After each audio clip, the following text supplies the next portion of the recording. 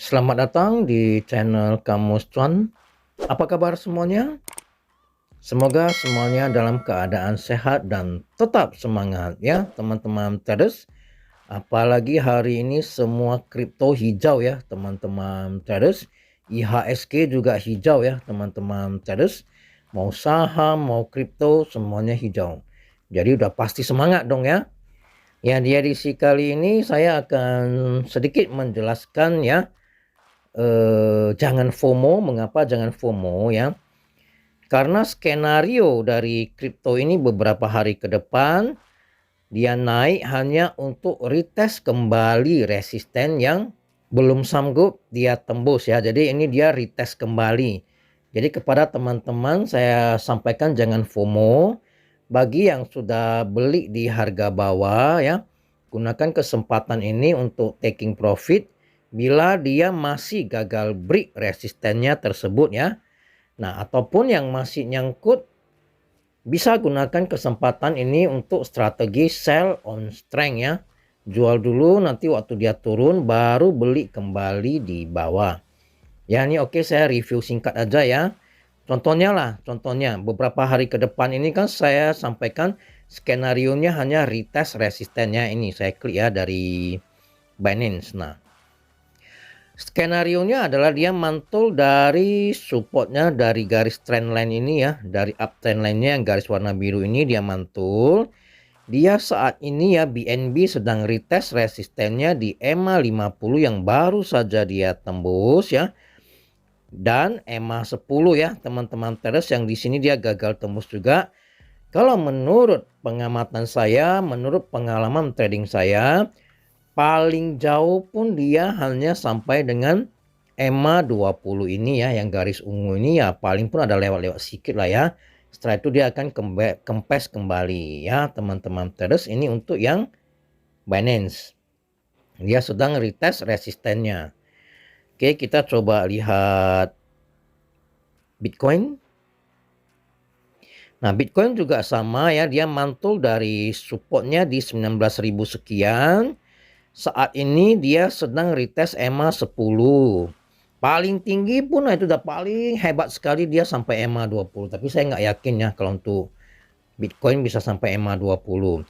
Nah, bagi teman-teman traders yang sempat beli di bawah ini pada saat dia mantul, ya inilah dipantau. Kalau dia gagal break EMA 10 ini ya, gagal tembus dengan volume yang besar ya, sebaiknya di taking profit dulu ya yang baru beli di bawah ini ya. Ataupun yang nyangkut di sekitaran harga di sini ya, mungkin gunakan kesempatan ini sell on strength ya. Walaupun ruginya masih tidak terlalu besar ya, lebih bagus jual dulu nanti baru beli kembali di bawah. Karena apa? Strukturnya ini sudah menggambarkan downtrend ya. Ini kan high high ya. Kemudian ini adalah high low-nya. Nah, di sini sudah lower high. Lower high, kemudian ini adalah lower low. Nah, kalau nanti ini dia naik tidak bisa melampaui candle ini, ya strukturnya masih struktur downtrend yaitu lower high ya. Tapi kalau dia bisa tembak, dia bisa tembus sampai EMA 50 ini ya, ditutup di atasnya, lanjut lagi, nah itu baru struktur downtrendnya patah ya. Tapi apakah mungkin dengan kondisi makroekonomi yang seperti ini ya? Jadi kesimpulannya ini dia hanya retest EMA 10, paling jauh pun sampai EMA 20.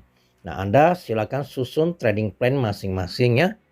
Jangan FOMO ya, jangan dia naik Anda kejar. Tidak cocok ya. Kalau yang sudah punya stok di bawah, kalau dia gagal break EMA 10 ataupun EMA 20 ya silakan di taking profit. Ataupun yang beli di sekitaran sini ya bisa gunakan kesempatan ini untuk sell on strength.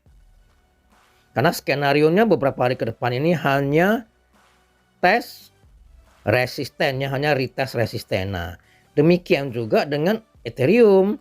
Dia mantul dari supportnya yang garis kuning ini ya.